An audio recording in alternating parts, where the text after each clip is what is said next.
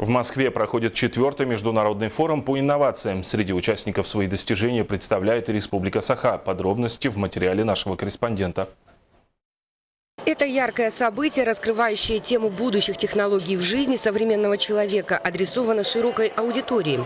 Нынешний форум устроители обозначили как акцент на обновление интерактивного формата, следуя лучшей мировой практике в области технологий.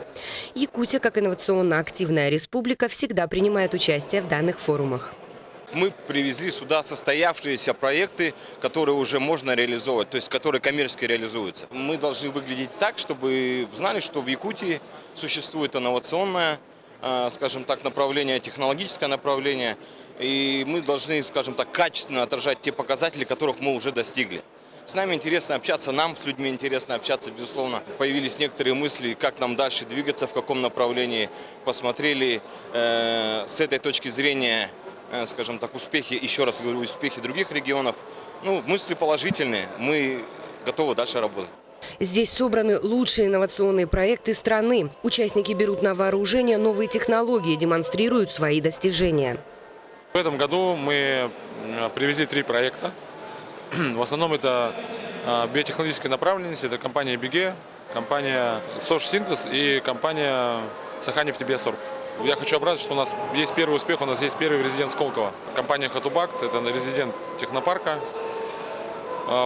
И мы встретились практически со всеми фондами, то есть с фондом Бортника, фондом развития интернет-инициатив, РВК, и наметили некие, скажем так, договоренности по продвижению наших проектов. Венчурная компания Якутии на главном инновационном форуме страны была отмечена дипломом. Параллельно вместе с тем, что здесь происходит такая масштабная выставка,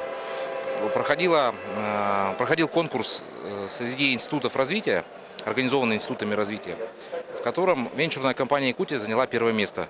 То есть наша компания была признана лучшим венчурным фондом, именно региональным институтом развития по финансированию проектов. Это наш совместный результат работы, то, что в республике уделяется внимание на развитие инноваций, малого предпринимательства.